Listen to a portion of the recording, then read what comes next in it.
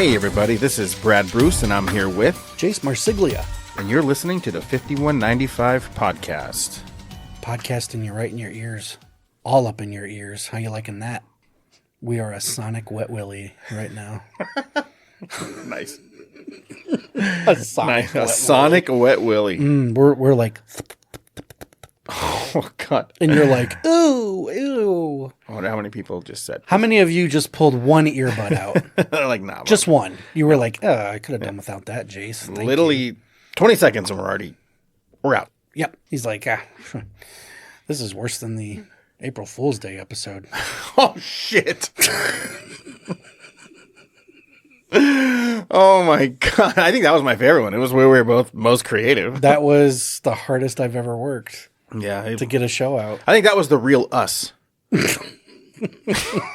For better or for worse. Never mind. Just for worse. Just the talent. Just showing how good we are. We are. Why wouldn't you want to hire someone who does a show like that? Speaking of shows, we're doing a show. We are. And we have a topic. We do. And it's kind of steeped in some heavy shit. Well, I'll say that. you brought this to me. And I did. I brought it to you because for reasons we don't need to get into, both of us went through a very, very deep depression recently. To the point where you and I talk almost every day. I kind of pushed everyone away for a couple of days and just didn't want to talk to anybody. I will say yours was way, way more impactful than mine. You think so? Yeah, because, well, here, I wouldn't even call it what I was going through a depression. No? No, I think it was just, I felt like I just was just getting pummeled by life. Sure. And it was like, I got to pick myself back up kind of a thing. Okay. So I was still able to go through normal day-to-day life. Okay. You know? No, I couldn't. Yeah, and I didn't shut down. I didn't really, I didn't stop talking to anyone. But it was still a lot. Yeah. It was a whole lot, There's a lot. Yeah, and some of these did make their way. What we're gonna do into helping. Did they? Yeah. Okay, that's good. Kind of clear my mind. Because when I did kind of come around, I was like, you know what? And I didn't do this when I was depressed. I probably should have. But it got me thinking. I'm like, there's, especially if you're a big movie fan, there's usually at least a small handful of movies you can watch that will pull you out of the muck. And I call them chicken soup movies, I also say that these are movies that just feel like home. And I mean home in the nostalgic sense, the place you feel safest. And usually that's what I do if I'm really in the dumps the way I was. I'll retreat to one of these movies. And I asked Brad, I was like, hey, man, do you have movies like that? Do you have in your collection? Do you have one that you retreat to when you just need to decompress or forget life for a little while, and it just kind of puts that tingle back in you where you're like, I'm all right. Because I really should have just went with my gut and watched a couple of these, and I just didn't. I was so fucking out of it that I was like, I don't want to do anything. Yeah. I went to work, I came home, and I kind of just went to bed. Mm-hmm. It was just like, I don't even want to. The sun's still out, birds are chirping, and I'm like, fuck everything. Go to bed. Them's the breaks of depression sometimes. You check out. But yeah, it made me think of this topic, and I'm like, sometimes movies, music, whatever, they're lifelines. And at least for today, I was curious what your cinematic lifelines were. Yeah, it's a good topic. I mean, when you told me about it, it resonated. Sure. And I was able to pull very quickly a nice list. Yeah. And it's not a lot. It's not a big list. There's only 5. No, and before we started recording, I was even like, it was kind of a struggle for me to come up with 5. Yeah. Because there's 2 or 3 really that I just stick with. Yeah. But there's other ones that I'm like, if it's on, I do get that tingle. Yeah. Where I'm like, this is home. No, the ones I have, there's a good rotation, but there's a couple on there that the meaning behind the movie, just from where I was at that time Sure. is what I'm able to attach to. So it's even linked to a memory, maybe. Yeah, it's bigger than the movie. Sure. But yeah, I mean, I'll go first, and I'm going to go with one that you might have heard of, but it's just one of these movies that I saw it on HBO in the middle of the night because I couldn't sleep. Okay. And the reason was I was really sick, like flu or whatever it was, and so you're just chilling in bed trying to, you know. And so I turned on. It was HBO, Showtime, one of those things. And the movie had already started. It was on for probably a good. Having watched it a lot now, it was on for a good 10 minutes. Yeah. So I didn't miss much. But it's this. It's a Neil Simon movie called Brighton Beach Memoirs. Oh, I don't know it. From 1986 with. Let's see. It's Blythe Danner, Jonathan Silverman. Sure. There's some good people, and I want to say it's set in like the 40s. Okay. In like the East Coast. And it's just like this Jewish family that are not well off, struggling, but they all still love each other. And there's a lot of them in one house. Yeah. There's like an aunt and a cousin that live with a mom and dad and like siblings. And it's focused around this one guy, Eugene, and that's played by Jonathan Silverman. And they break the fourth wall because he talks to the audience. So he's explaining everything as he's going on. And it's fucking tremendous. And like I'm a huge Neil Simon fan. Neil Simon fan. I mean, I own a lot of his movies. I love his writing because I feel like he writes real life. Yeah. No, it's very natural. It's very impactful stuff that he's writing. But there's something that resonated with this one to me just because of when I was growing up, there was a lot of us in one house. Yeah. So that was like, oh, there's first connection, and then just the turmoil and like being that close, you kind of get annoyed at each other. Sure. But there's just something about the movie. It felt so good watching it the first time. Yeah. That I couldn't wait for it to come back on. Because at the time, I didn't even know the name, of what it was. Yeah, you got lost in it and it was just... Yeah.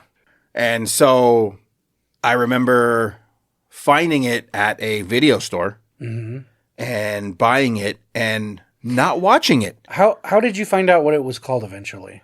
Because it was on again.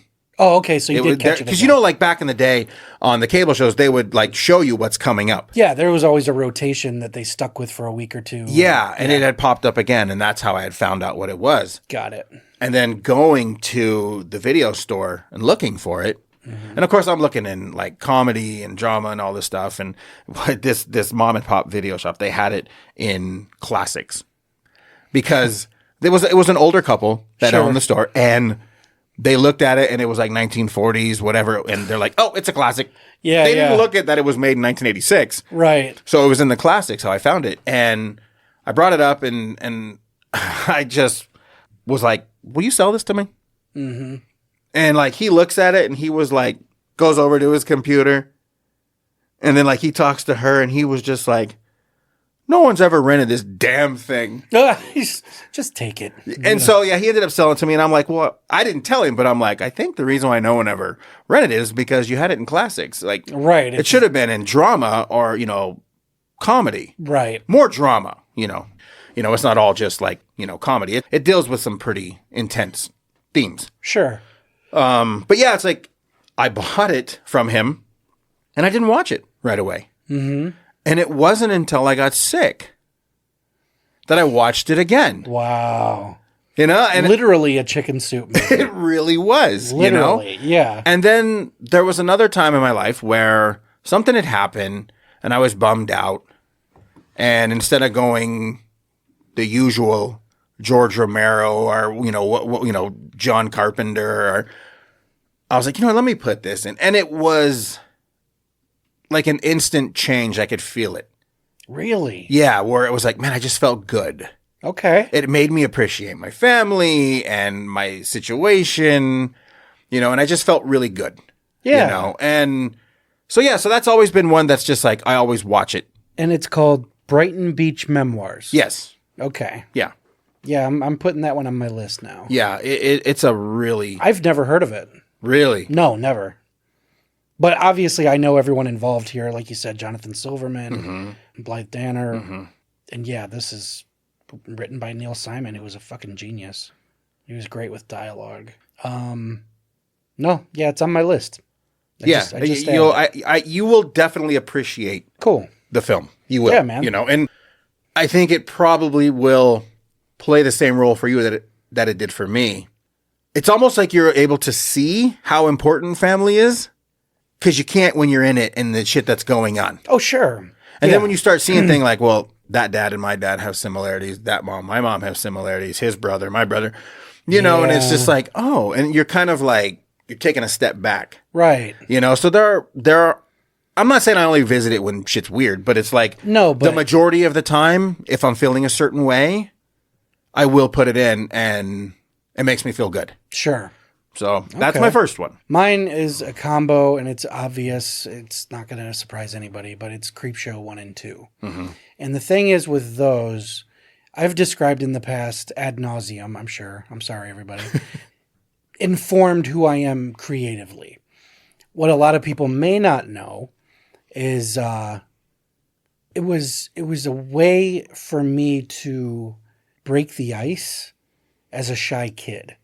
Because when you're not talking to anybody, you listen a lot. And I remember a lot of the kids in my class liked horror movies, you know, and stuff like that. And there was this dude named Jeremy. He's like he's like a brother to me. You know, this is how far back we go. Second or third grade, we always fought. Like, we just could not stand each other. We were always fucking fighting. And fourth grade, I believe, I got a little piece of notebook paper, and I'm trying very crudely as a kid to draw the creep. Okay. Holding the comic at the end of the movie, that last animated shot. Jeremy goes, "Is that Creepshow?" And I was like, "Yeah." Because I didn't know anyone who knew it, you know.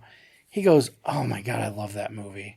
And I was like, "Dude, me too. This is a fantastic movie." And he goes, "Have you seen Creepshow 2?" I'm like, "Yeah." You know, I was like, "Dude, I love both of them." And he's just like, "Oh man." He goes, "I didn't know you liked that stuff." And it turned into a conversation that became a lifelong friendship. Mm-hmm. And it got to the point where when it would come on, I taped it. I still have the fucking tape. I think I've showed you the picture. I'd bicycle over to his house and be like, "All right, man, we're watching Creepshow." And the tape had both of them on it. So we would just double feature Creepshow 1 and 2 all the time. And it was just like the cornerstone of our friendship. And it was a good icebreaker for future friendships. You know, they'd see me wearing a Creepshow t-shirt or something. And, I've seen that, I think, you know.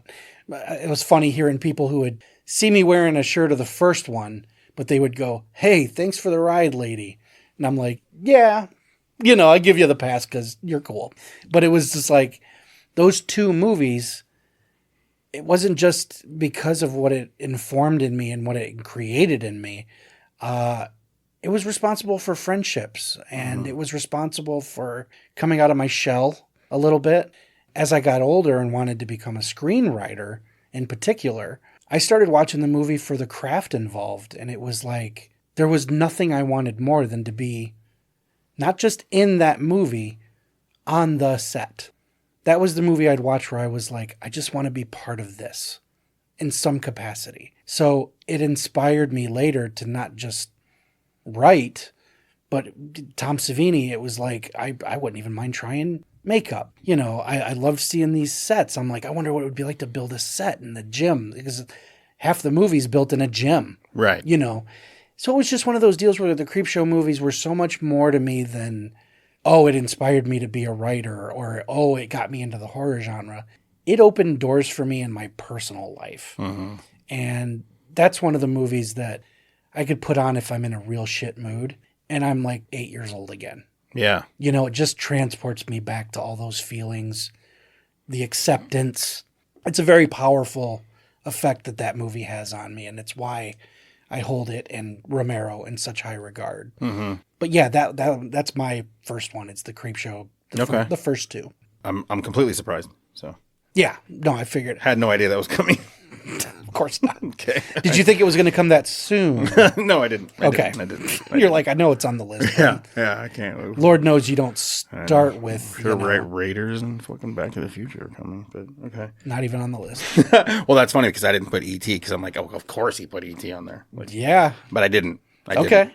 That's a different thing for me. Like, I don't watch E.T. if I'm like, bummed out or shit's going on. There's something about that movie that is just like, yeah, like you said, it's like when you put it on, you're fucking 8 years old again. Yeah. And that's how it is. Like it doesn't matter when it's on, no matter. My second one is when I was younger, I used to do a lot of stupid shit. Mm-hmm.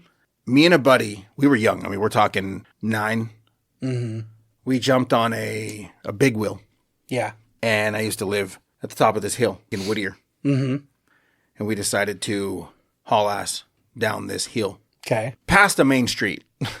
Okay. This thing's flying so fucking fast that I couldn't even put my feet on the pedals because they were moving so fucking quick. That would have been one of those deals where like it hits you in the shin. Oh, yeah. Like, it was crazy. But we had hit the main road and we hit a rock and we both flew off of this thing and I skid on my face across the street in the asphalt. And I'm just like a fucking bloody mess. Oh, fuck. And so I come wandering in my house. My mom's on the phone with my aunt. And I remember her. I don't remember what she was saying, but I just remember the reaction. It was just, oh my God, I got to call you back. Because I was literally just a bloody mess. Yes. And, she patches me up and, I'm like laying there on the couch, just a wreck. My brother, we had watched Blazing Saddles on TV. Okay. But I just remember watching it with him and being more entertained by him, like kind of acting everything out either before or simultaneously when it was happening. Sure. That's what was funny to me. And it made me forget that I was in excruciating pain. Sure. And so. Good distraction. Yeah. And so then that was like a core memory. Yeah. So that was one of those ones that like, if I'm feeling a certain way, I will stick on Blazing Saddles, even though it's not a touching, movie, but it's just a good feel. But it's just a good feel. Yeah. But my brother was always one of these people that he was super selfless. And me being his younger brother, it was like I was in pain, so he was going to do whatever he could. Of course, he was a fucking clown too. So sure, that definitely helped. And then just watching him act this shit out, like it was just like, oh my God, And so the movie holds a very special place in my heart. Sure. So again, if something's going on or, a fucking injury or whatever it is, I put Blazing Saddles on and I'm kind of like teleported back to that moment. And I'm like thinking about all the shit that he did. And so it is one of those ones that I hold really close to me is Blazing Saddles. My next one is maybe even dumber than Blazing Saddles, but it transports me to a certain time. And that's Big Trouble in Little China. Fucking hilarious movie. Mm-hmm. Everything about it. The music, the neon temples, Kurt Russell's idiocy. Yeah. Sorry. His hair. All of, yeah. The lipstick, all of it. It's raining cats and dogs out there. That one's just one that it's just so light and funny that saw it as a kid, and I preferred it to the Goonies in terms of goofy temple Indiana Jones rips. But it was just so funny because the hero of the movie is not the hero.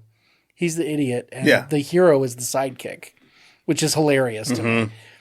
But it was just, there was something for everybody in that one. There's scares, there's comedy, there's romance, there's adventure, there's fucking martial arts. Yeah. I remember watching it as a kid and just thinking, what a fucking sock drawer of genres. And it moves it at a great pace, and it's just so funny. Mm-hmm. So that was just one that I remember watching on a Saturday afternoon one day and just being like, what the fuck is this?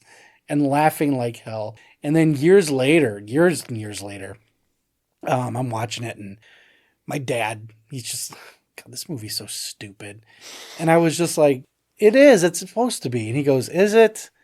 Like it didn't, whenever he saw it, it bounced right off, I guess. Right. I go, Dad, I want to show you something. This is funny. So I pull up, there's a YouTube video called Did Kurt Russell Read the Script? Have you seen it? No. Okay. It's a montage of all the parts in the movie where his character, Jack, it's just him going, what the hell is going on? What the hell was that? Who the hell is this guy? And it's like a 5-minute montage of him just being completely oblivious. And Dad goes, he goes, that's funny as hell. He goes, is that really how the movie goes? I go, Dad, sit down. Let's just watch it. He laughed his ass off. Just putting it in that new perspective. Yeah. Where he's like, he is an idiot. And I go, yes, that's the point. It's the joke. And suddenly now my dad's a fan. He did a complete 180. Yeah. Now he likes the movie. But it was just one of those deals where I'm like, you got to go for the ride on this one because it's just so stupid. Yeah. But as a kid, it was like, it was on a lot. You know, Channel 50 or Channel 20, whatever. Watched it constantly. Yeah. And that one makes me feel like a kid again when it's on. That's one that I'll just put on if I'm cleaning or something, just for the background noise even. Yeah. Just because I can listen. I don't have to necessarily watch it. Oh, you also know what's going on. I know what's going on, and I'll chuckle to myself while I'm doing something. But it's just, that's a comfort one to just put on. Yeah. You know. It's great. It's a great flick. That's great. That's a cool moment, too, between your pops, you know, being able to convert them somehow exactly. a little bit. Yeah. Because you're not really good at that. No. I've learned to give up. But I mean, you know what? So am I. But so my third one. Is, and again, you know, there's not a horror one on my list. And you know, I was probably wrong when I said they weren't. Because a couple of these are, some people call them thrillers. Okay. But okay. Well, I think I was in junior high, and I had gotten in trouble at school. What? I know. It was the first time. Weird. You do not strike me as someone who would engage in shenanigans. Right? Yeah. And I was completely shocked that I was suspended for a week over my first infraction. Jeez. Right? It wasn't even that big of a deal. I mean, the kid in the wheelchair was asking for it. That's all I'm saying. Well, he didn't start in a wheelchair, but he ended up in that motherfucker. Oh, good. Okay. But I guess you light a trash can on fire and you throw it. I guess that's frowned upon. Whatever. But it's yeah, arson or something. I don't know. So I was immediately suspended, and I got a great lecture on the way home from my dad. Just a great lecture. And you're not my son. You've never been my son. So when we pull up, he's just like, there's too much cool shit in your room. Ooh. So you're fucking grounded to my room. Ooh. And so I remember twist on a twist having to go sit in his room. So after my dad banished me to his room, he did have the VCR and a few tapes in there. And he had Caddyshack. He's all right. Yes. And so I popped that on, and you know, because I was in a bad mood, you know, and literally from the first frame, like it was weird, just that first frame of the sprinklers popping on in the morning, you know, like going through the house, grabbing a breakfast, the fucking chaos of his house, jumping on his bike, fucking hightailing it, you know, to Bushwood, and like I was absolutely hooked. You know, every single frame it's a masterpiece.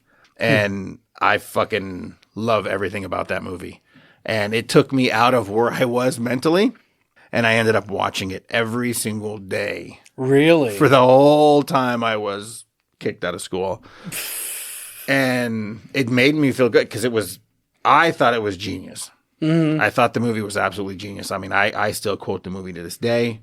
I still watch the movie to this day. It's just such a gleefully stupid film. It is. You know, it is. There's nothing. They're not changing the world with this one. It's just good, stupid, semi SNL fun. Yeah, it's fantastic.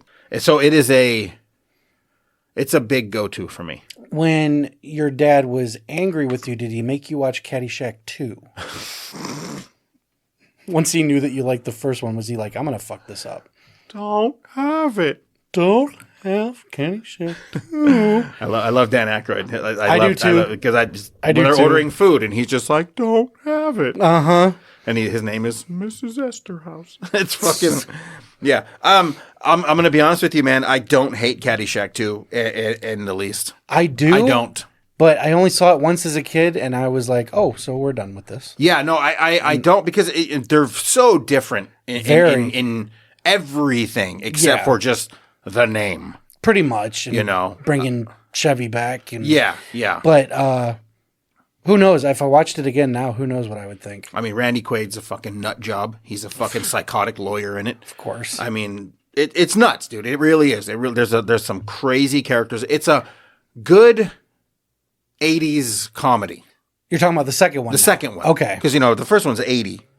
Yes. So I still... Second one was like, what, 87? Yeah, something like 86, 87. Yeah. Yeah. So, I mean, the first one, it lends itself more to a 70s comedy. I agree. Just because of the alum that's in it. Sure. But yeah, man, I mean, like I said, it's still a go-to. It's a heavy, heavy go-to. I have a... God, it's in storage. I got to get this thing out. But I have a autographed Bushwood hat from Chevy Chase. No shit. Yeah. How Like funny. and of course, one of my comedic heroes is Rodney Dangerfield. Oh, he was so funny. Like, I love everything about this guy. Yeah. You know what I mean? It's just, and him and the banter between him and Ted Knight. Oh, for sure. Beautiful. So funny. Yeah. So, yeah, like it's high up there. It's one of the ones that it's going to be put on when I'm in a weird mood. Okay. That it just brings me out fucking immediately. It's funny you mentioned that one because before coming out, I don't know what made me think. I think it's because I think Kino Lorber, the distributor, they're putting out 4K special editions of Fletch and Fletch Lives. And it made me think. I remember reading the article and being like, I need to watch those again. Yeah. And then just through happenstance and the fact that it was Chevy, I was like, I need to watch the Caddyshacks again. Yeah. Because the first one I know inside and out. I've watched it a million times. But like I said, the second one I remember hating as a kid. I was a kid. I mean, this is probably over 30 years ago. I couldn't tell you a damn thing about it. Right. But yeah, I kind of want to, when I get home, I kind of want to go through the Caddyshacks and the Fletch movies again. Just because it's just 80s tentpole movies. They are. They really, really are. And that was another one where, like, Fletch, I remember loving the first one, hating the second one. And I couldn't tell you why. Right. And it's, you know what, and what it probably is your age, truthfully. Probably. It is, because I love both of them. Both films, Yeah. Caddyshack and Fletch. I love Fletch too. Obviously, it's not as much or it's close to Fletch or the same with Caddyshack, but I'm like, I don't hate the sequels at all on either one of them. They are very fun in their own right. Yeah. And the thing is, I think when I saw him, I was still young enough where I was just like, well, this doesn't feel like the first one. And I'm out. So I want to watch it with seasoned eyes, I agree with that one. Cool. My next one, I put it in with horror. Most people don't. But Hitchcock's Rear Window. Oh, wow. That one, Wow. talk about just being absorbed into a film. You're stationary. You are in one apartment. You're stuck in there with him. You do not leave. Your legs may as well be as broken as him. And one of the things I love about that movie is that you get to know the neighbors only by hearing little bits. Yeah. You only hear as much as he probably could. You only see what he sees. And you get the vibe that you're like, I know all these people now, And my mom, my dad would show me horror movies that he liked. Mom was never a big horror movie person, but her bridge to connect with me was Hitchcock. Okay. Because these movies are scary, but they're scary in a suspenseful thriller kind of way. Yeah. And when she introduced me to Rear Window, the feeling in my gut, the entire movie, just as the tension builds and builds and builds, and you're guessing and guessing and guessing. Is this guy a killer? Is he not a killer? All the way up to the point where the person in question locks eyes from across the way, you know the shot I'm talking about. Mm-hmm. I will never forget feeling my stomach drop because you feel busted. Yeah. The whole movie, you're a voyeur just as bad as they are. And when the killer locks eyes with you, quote unquote, you feel like an accomplice. And that movie took me for such a roller coaster, and it was such a bonding film between me and my mom. That's one that, I mean, when it comes back to theaters, I go see it. I take the kids and everything, you know, I got to go see it. Yeah. But that's one, like you said, where every frame is a masterpiece. Mm-hmm. This wasn't a matte painting with little, you know, inserted images. This was a set that was built in a studio, and it looks like a cityscape and a sidewalk. And, you know, it's just everything about that movie, every shot, every frame, every line, it's just perfect. Yeah. Not so, I mean, obviously with age and watching it enough, you lose that feeling of, oh God, Yeah. busted. But you feel, you'll never stop feeling like you're hanging out in LB Jeffries' apartment. Mm-hmm. And for 2 hours, at least 2 hours, I think it's a good solid 2-hour movie. That's where I am. That's the world envelops you when you watch that film. Yeah. And when it's over and the lights come up, you're like, oh yeah, I'm in my house. Mm-hmm. You know what I mean? And that one's just one that I put on the list because it does make you feel so weird. Yeah.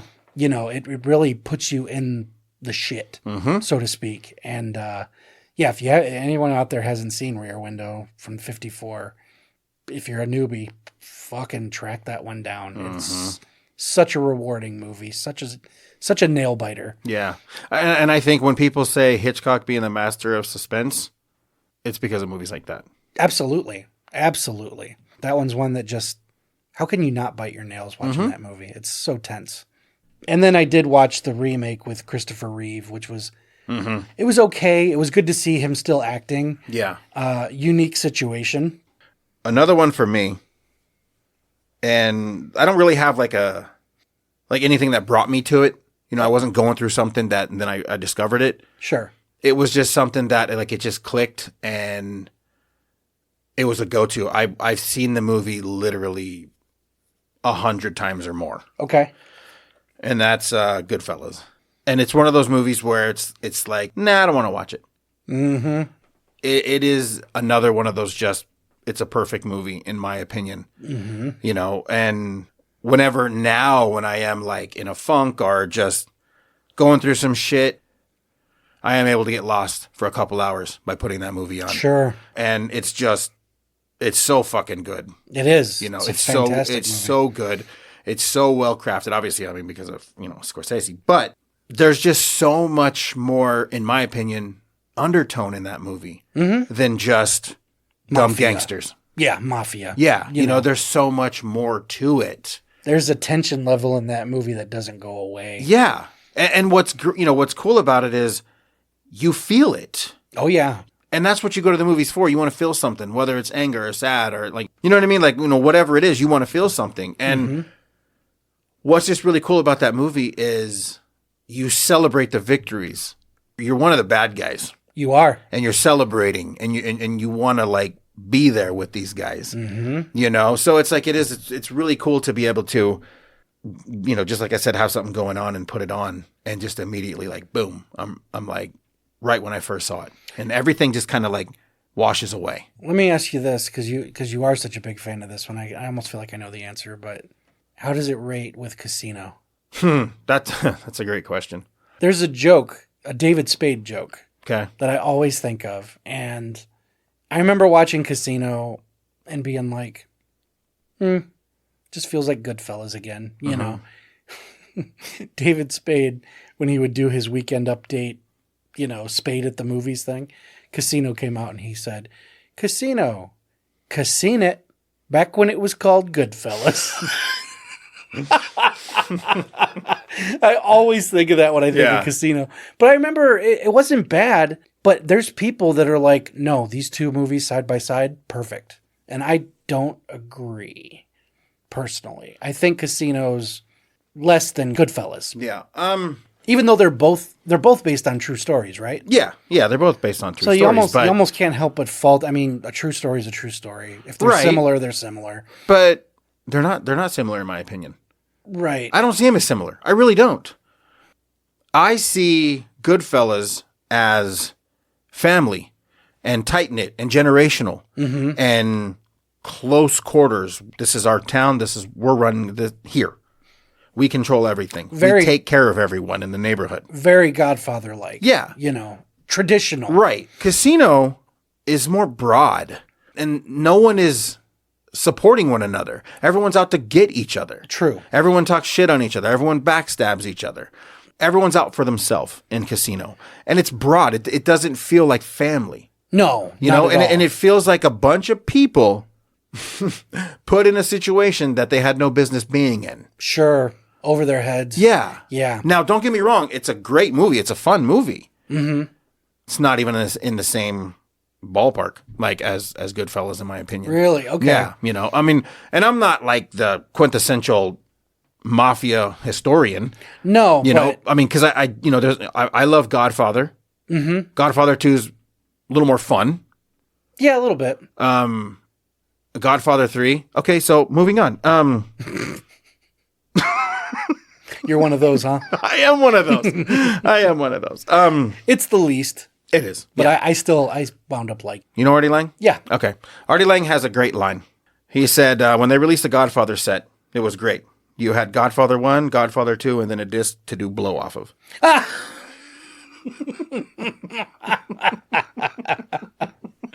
Oh, that's harsh. Yeah. Harsh. I think Godfather 3, I mean, just to veer for a second, the only reason that one sticks with me as I do like the movie. It's just a good movie, whereas the first two were phenomenal films. Yes, they are. Godfather 3 was the only Godfather movie released in my lifetime. Oh, wow. And I was able, having seen the first two, yeah, when it was released, I'm like, the Godfather's back. Yeah. I had that heaviness where I was like, I get that this is a big deal. Yeah. And the fact that it was supposed to be the last one. So there was an excitement. There's a little bit of electricity to Godfather 3 that will always stick with me. Right. I do enjoy it as a mafia film. As a Godfather film, it's, yeah. Yeah. But you're right. that was the only one. I remember when it came out just thinking, this is huge. Yeah. This is huge. They made another one, So, yeah. I was the same way. Sure. And I went and saw it, and I was just like, what the fuck is going on? So, yeah. Yeah. So, no, Goodfellas is one of those movies, even though it's about drugs and, prostitution and murder and whacking people, but it's just sticking them up on meat hooks. But it's just so fun. It's just a fun movie. It is a good movie. And the family unity is fucking rad. And it's one of those things where just toe the line. Just stick together. Just don't go too crazy. Yeah. And we'll be okay. But they couldn't. Greed stepped in. They did. And everything fell apart. Yep. So it's like they had to roll by the balls and then they screwed up. Look at that fucking car outside. What the fuck is that? Look at his coat, Yeah. Yeah. So, yeah. No, Goodfellas is definitely one of those ones that's like high up there. Even the soundtrack is fucking ridiculous. Of course, ridiculous. Yeah. And I'm not even talking about, like, the CD one is different than, there's like a long list of songs in the movie that never made it to the, no shit. That never made it on the track. It's funny. You talk about movies that feel like home. Goodfellas, Godfather. Yeah. Whenever someone on my grandfather's side died, and I'd go to a funeral, it was like being surrounded by wise guys. Wow, that's fucking rad, I'm not kidding. Like, that is fucking cool. And the thing was, it always used to crack me up because it'd be an uncle or a cousin or somebody who I probably haven't seen since I was little. Uh-huh.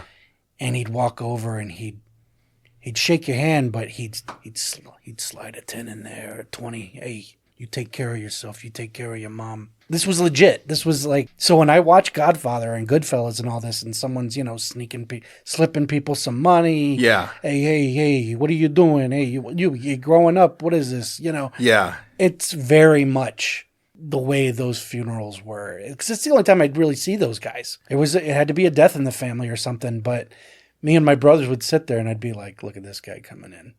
And this guy would come in the black trench coat and just kind of like, hey, how you doing? How you doing? Hey, I ain't seen you since you was, you know, and it was just funny. I mean, to me, it was awesome. And these are like Detroit guys? Yeah. So, I mean, yeah, especially at that time, ain't that wild? them being older. Mm-hmm. I don't know. Mm-hmm. But they took care of you. Yeah. Hey.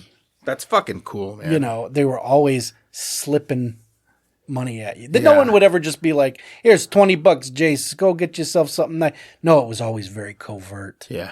Hey, man, here's $20, you know, take care of yourself, all right? It's good seeing you. Okay. That's fucking awesome. So and of course, cool. I just look at my brothers. So cool. I'd look at my brothers and just kind of be like, that was fucking awesome. You know? How could it not be? Like, look at this guy. I love this fucking guy. But yeah, that's, like I said, you talk about feeling like home for totally different reasons. No, totally different reasons than me, for sure, yeah. You know, my second to last is another one I harp about a lot, but it's The Fog. Oh, really? Yeah, it's The Fog. It's probably one of my favorite John Carpenter movies. I had no idea. But there's a memory to that one. That was one that my dad introduced to me when I was real young. Uh-huh. One of my first horror films. And it was on it was on a Kodak tape. Okay. The Fog, Sunday night movie on ABC. You know, like it had the marquee bumpers and so I'll never forget it. But it was so dark that there were scenes near the end where I couldn't make out shit. Oh, like the transfer. Yes. Or or the way it was recorded. The way it was recorded or aired, you know, it was just kind of like, particularly when Barbeau's on the roof of her lighthouse and she's being surrounded. It's so fucking dark. I couldn't make out one thing or another. And then suddenly you'd hear the music go, dirt, dirt, dirt, dirt, dirt. And it's the part we know now where you see the maggot face, you know. Yeah. I couldn't make out anything. I didn't know what the fuck I was supposed to be scared of. But it was just one of those movies that stuck with me. I love the nautical setting. Mm-hmm. I love that the ghosts are pretty much just silhouettes. Yeah. I loved the, you know, the threatening knocks at night. Everything about it just feels like such a campfire story that it's a comfort. It's like a warm blanket, that movie. Yeah. Years later, when I was living on my own, my wife had gone somewhere. It's spring, you know, first time the weather's good enough that I opened all the windows, let the air in, you know, and I'm laying on the couch and the fog's on TV. And it was just so weird. The feeling that I felt this little breeze come over me from the windows. And in the movie, you could hear the breeze coming off of the shore. And it felt like I was there. And I just remember such a feeling of tranquility. Yeah. It was just like, oh, I could die right now. Yeah. I'm watching one of my favorite movies. I'm nowhere near the water, but it feels like this oceany breeze is coming in. And it was just, talk about a feeling that I wanted to live in for the rest of my life. And I still kind of get pinches of that when I watch The Fog. That's more recent. Yeah. You know, that's not even a childhood memory. That was more recent where I was like, just felt good to be laying there that day, that breeze, that movie. It all came together and it was like, I've been chasing that high ever since. Yeah. You know what I mean? Just because when do we ever get that feeling of just tranquility? Like, oh my God, I'm so relaxed. It's very rare. And that's why you know it when you get it. Exactly. So yeah, The Fog, not just a great memory, not just a great film, but it relaxes me. Yeah. The movie, a horror movie mellows me relaxes out. You. Yeah. Only us. You know what I mean? Exactly. Yeah. I mean, I know the last time I ever got a feeling of tranquility, I was in the bath. I was having spaghetti. I was drinking milk. Did you have a piece of bacon taped to the... I did. Good. I did. And then it was weird because I hadn't even seen the movie. And then Oh, God. When you watched it, you were like, what the fuck? I have something in common with this kid. You mean there's another one? And there's someone else out there? Yes, Gummo. No, that's fucking awesome. That's super cool. It's cool. It was a cool feeling. And I feel like if it wasn't such a coastal movie, the vibe wouldn't have matched. Yeah. It just, everything kind of, it felt like it all just clicked that day. And it was like, ugh. We have to go up there. I would love to. One of these trips, God, I would love to. we have to go up there. I'd fanboy so bad. Yeah, we have to. I think if we could do a show from there. That'd be cool. Have you been? When I was younger. Okay. Yeah. I mean, I went like for the birds, Sure. you know. Because it's, what was it, Bodega Bay? Yeah. But I've been up and down the coast in California. Yeah. And there's nothing quite like. That area? Yeah. Oh, I'm There's sure. nothing quite like it anywhere else in the coast. Wow. You know, it's really not. I think it lends itself more to like Oregon kind of feel. Yeah, it does. You know, obviously it's you know, in the proximity, but it is very different than California. Yes. Yeah. Yeah. I see why they pick it. And like it would be super fucking cool to go there with you, you know. Oh, especially for after, sure. you know, just your history with the film and you know, just your love of it, you know. It would be weird. It would be a weird, cool feeling to Yeah. just inhabit that area. Yeah, no, it totally would. That would be fucking rad. I think we have to figure that one out. Sure. So my last one is very bizarre Mine too. for most people. I'm probably going to knock you off your chair. Okay. Because you're going to be like, what the fuck is this? And I'm sure, no, you do know about this because I told you about it. Mm-hmm. Because it's a movie it's very important to me. I think you know about mine too. You know of it, but I think you'll be surprised it's on the list. Okay. So mine is Modern Problems. Modern Problems. 1980, I think it was 1981, Chevy Chase. He's a air traffic controller. Yeah. His life is falling apart. His girlfriend just broke up with him. Mm-hmm. Bad to worse. He's on his way home, and he's behind a truck, and it starts dumping this shit all over his car. Okay. It's nuclear waste. Oh, God. He doesn't know it, I know this one. but he walks into his apartment and he's glowing. yes. He wakes up the next day and he's got telekinetic powers. I do remember this. Yes. Yeah. I've maybe seen it once my whole life. It's beautiful. It is Yeah? so good. This is a movie that I don't even want to spoil. I don't even want to spoil. Okay. Because someone who's never seen it, they need to go see this. Well, yeah, and I like I said, I couldn't tell you a thing about it. Yeah, I'm telling you, when I say this, every Dabney Coleman. moment is a core memory for me. Every moment in the film. Yes. Yeah. Okay. Like the whole movie, obviously, is a core memory, but there's scenes and there's bits of dialogue that are just so core and they're just so ingrained in my mind that when I think about them, it's just so raw and visceral. Wow. No kidding. Yeah, and it's not changing cinema, but No. it's just something so different and unique and fun. Yeah. It's honestly, I'm not even sure I seen it all the way through. Yeah. I think it was on TV one time, and I stopped just because I recognized Chevy. Yeah. I was like, oh, Chevy Chase movie. And Yeah. I remember. I think he's on the top of his game in this movie. Oh, those first few years in the 80s, Yeah. he owned it, you know. I mean, he is someone who's very important to me because he is very similar and reminds me a lot of my brother. Really? Yeah. And Humor and everything? yeah. And like, I feel like there's not very many people as naturally funny as Chevy Chase. Like, he is so quick. He's so sharp. He's so good at playing dumb Yes.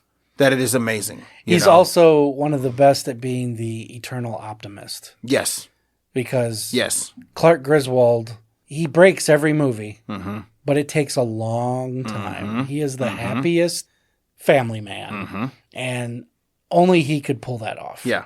And that's my brother. My brother was that person. Like, after my father had passed, he almost stepped up as that person. Sure. And he wanted everyone's birthdays to be great, everyone's Christmases to be great. And he would go to the nines on decorating the house. And he was Right. sentimental. And it was like, it's fucking Clark Griswold, man. Like, Yeah. it was crazy, you know? But it was probably what your family needed. It's exactly what my family needed, Yeah. you know? And so it's like I hold so many memories so close to my heart just from my brother, you know? And Sure. then watching these movies and seeing, you know, Chevy Chase is like, man, they're so fucking similar, you know? That's funny. Yeah, it is. It's really cool. But this movie, you know, it's like, this is the only one out of all of them that, like, if I'm in a bad mood, this will take me out of it instantly. No shit. The other ones won't. That's powerful. Yeah, the other ones will not. That's but, powerful. But this one, like, no matter how, like, upset or mad, if I can put this on, 2 minutes, I'm just like, it's gone. I'm Everything's good. gone. Yeah. Everything's fine. Yes. And it's such a weird movie. It's one of those where I joke about the 80s being the throw it at the wall and see what sticks decade. Because everything's such a genre salad. Like, what the who, my go-to is always Alf. I go, somebody in a meeting said, what if we do a sitcom, but there's a furry alien that lands in their house and the family just takes him in and loves him? And I joke that the producer goes, yeah, sounds good. Greenlight it. Just make sure he eats cats. Just he eats cats. That's great. Make sure you get a shot of him putting a cat between two loaves of bread. But it's just, to me, that's the quintessential 80s where no idea was a dumb idea, even if it was a dumb idea. Yeah. And that movie, from what I remember turning it on and watching some of it and being like, the fuck is going on? Because it's just so weird. It is weird. And you can't just drop into that one. No, you cannot. You have to watch it from beginning to end. Yeah. So I think I checked out pretty quick because I was like, I can't watch this from the middle. Yeah. But you definitely need to give it another watch. That's one that, unless someone brings it up, I never remember it. Really? Yeah, it just doesn't come up. I never see it on TV. I never see it pop up anywhere. Yeah. I watched it 3 days ago. Did you really? Nice. I did. So I assume you have it on DVD, Blu-ray. DVD, Blu-ray, VHS. No fucking way. All right. Yeah. Sweet. Yeah. Yeah. It's because, I'm a huge, I could have literally named all 5 of them Chevy Chase movies. I could have. They just all stick with you. Yeah, because there's Funny Farm. There's Three Amigos. Loved Funny Farm. There's so many that do this for me. Sure. I just wanted to kind of bust it out, but it is it's at the end of the day, it's Chevy Chase's that will bring me out of my shit mood. It's so funny because before I left to come here on Pluto, I was watching Hot Tub Time Machine. And Chevy's the mechanic. Yes. Yeah. And when the one dude, the kid with the glasses, he's like grabbing Chevy. He's just like, you got to tell us how to work this thing to get back. And he's like, let go of me, lady. That's just such a stupid line. Yeah. And then he goes, you guys have to figure this out by dawn. And then lightning strikes and he disappears. Yeah. And they're like, where the fuck did he go? And then you hear lightning again and he's outside but looking in the window. Yeah. Dawn. Yep. It was just so fucking stupid. I hated that movie. Did you really? I did. I laughed through the whole fucking thing. But there's a reason why I hated that movie. I know the reason. Yeah, we know the reason. Everyone knows the reason. Do they? Did I talk? Does everyone know the reason? Technically, no. I can't tell the story. Everyone in your orbit knows the reason. Yeah, everyone close to me knows the story. And I will say this. This is the best thing I can say. John Cusack and I are not fond of one another. Correct. And I'll leave it at that. Yeah. I will leave it at that. Are you ever able to separate him from the movie? No, any movie, I mean. Now, no. Okay. After that incident, no, I can't stand him. Okay. I can't stand him. I literally had a friend call me. Like, hey, dude, we're at this bar. John's here. And I'm like, I'm 2 hours away, but I can be there in 40 minutes. Hold that motherfucker there. And then, of course, people here are like, no, leave it alone. Stay away. Just don't. Yeah. It's a story for the books. That's for sure. Yeah. But, fuck John Cusack. So, yeah. Modern Problems. Fucking awesome. Okay. My final one is Grosse Pointe Blank. No, I'm kidding. I'm just fucking with you. Until next time. See you guys. My last one is Mystery Date, 1991, with Ethan Hawke. And of course, even now, I know that there's people listening to this going, the board game? Not the board game. No. It's a movie called Mystery Date. It has nothing to do with the board game. What it is Ethan Hawke has a crush on his neighbor, this hot chick played by, I believe, Terry Polo. And his brother, who's more of your outgoing type, he basically gussies his younger brother up, calls the girl himself pretending to be him, and says, we're going out on a date tonight, and that's all there is to it, So they go out on this date, and the problem is, when he gussied his brother up, he made him look like him, even gave him credit cards so that he could pay for the date and all this, because his brother's well-to-do. And his brother is involved in things that have to do with, Chinese mafia, stolen vases. He's like a cat burglar. There's crooked cops after him. And now they're all after Ethan because they think he's him. And it's the worst date in movie history. And I think it's so fucking funny. It's one of those, we talk all the time about the 24-hour movie where it's just one long bad fucking day. And that movie kills me. That was one that I watched way back when Comedy Central was like new. Okay, like the logo was still the globe with the city on top. Yeah. You know what I'm talking about? So you mean good. Good. When exactly. they were good. Back when like they had Kids in the Hall and Mystery Science Theater. For some reason, Mystery Date was on all the time. And I watched it one night around like 3 a.m. I just couldn't sleep. So I wandered out to the living room, put on the TV, and it was just starting. And I'm like, oh, I keep seeing parts of this throughout the day, And I sat and watched it, and I was trying so hard not to wake people up laughing because it was just so ridiculous.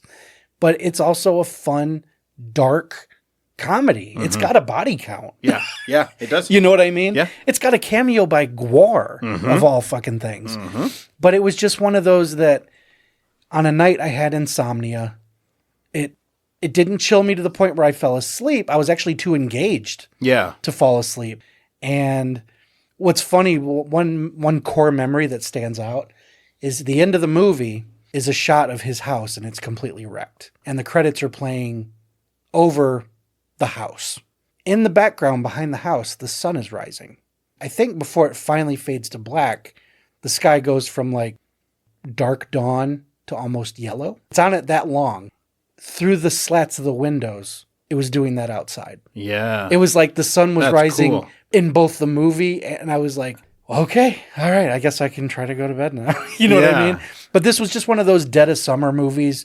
Knew nothing about it. It just happened to be one that was on a lot. And what a core memory that it stood out. It made my night. Like I said, it didn't help me get to sleep, but I was amused and I wasn't like you, I wasn't thinking about the insomnia anymore. Right. I wasn't looking at the clock going, how many hours do I get left? I was just engaged in this funny, dark ass movie. Yeah. And I love it. It's one of those that puts me in a good mood.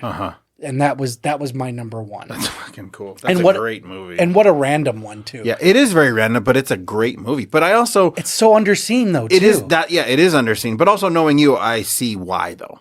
Yeah. Knowing you, I see that I see it holding a special place in your heart. Sure. It's just a fun, well-written movie, and it was a great Ethan Hawke vehicle. And if it's on, and it does still come on periodically, I'll see it here and there. It's not going to stop me from popping it in if I'm not feeling so great. It's a pick-me-up. And that's what's cool about these movies is because not all movies do that. No. Some movies you just put on and it's like, nah, whatever. It's well, over. Like I said, when we first started this was a struggle for me to remember the movies that really do that. And some of these, they don't do that. In fact, most of them don't do that. They just put me back in a frame of mind that I'm comfortable in. Yeah. Whereas something like Mystery Date, something like The Fog, that one lifts me where I'm like, that's cool. I feel better. So that's your modern problems. It was medicine. Yep. Yeah. I mean, because as good as a movie Heat is, I can't put Heat on and feel that. Right. No, exactly. I mean, there's movies out there that I fucking adore, but they're entertaining for what they are, and I enjoy them and love them for what they are. But then there's special movies that touch you. Yep.